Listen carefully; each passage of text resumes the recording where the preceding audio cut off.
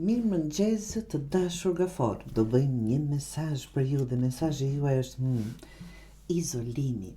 Shikoni me vëmendje këtë foto që është komplet në akull, vetëm një fytyrë me lot që qanë.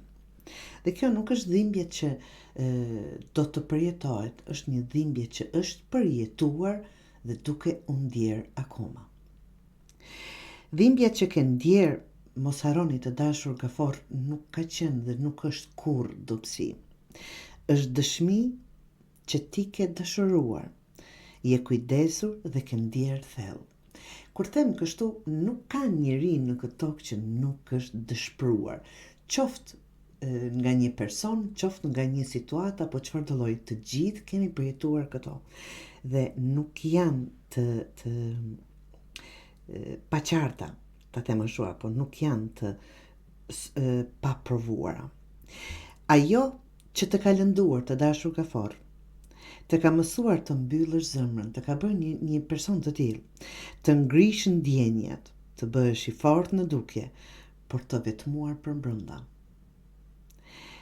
Kjo letër të fton të lejosh pikëllimin të shkrihet, të qaj, të rrjedh, sepse pikërisht aty nis çlirimi. Siç thash, të gjithë kemi përjetuar një gjë të tillë. Apo është e pamundur mos ta përjetojmë të paktën një herë në jetë. Pra ajo çfarë është me rëndësi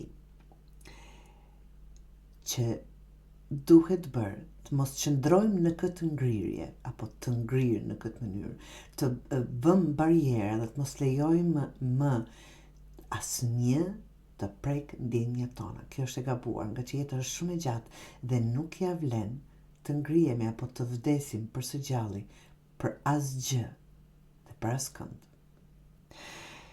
Kur lejoni të shkrihet akulli në zemrën e juaj, do zbuloni se poshtë gjithmonë ka qenë dashuria dhe vetë ju, të dashur.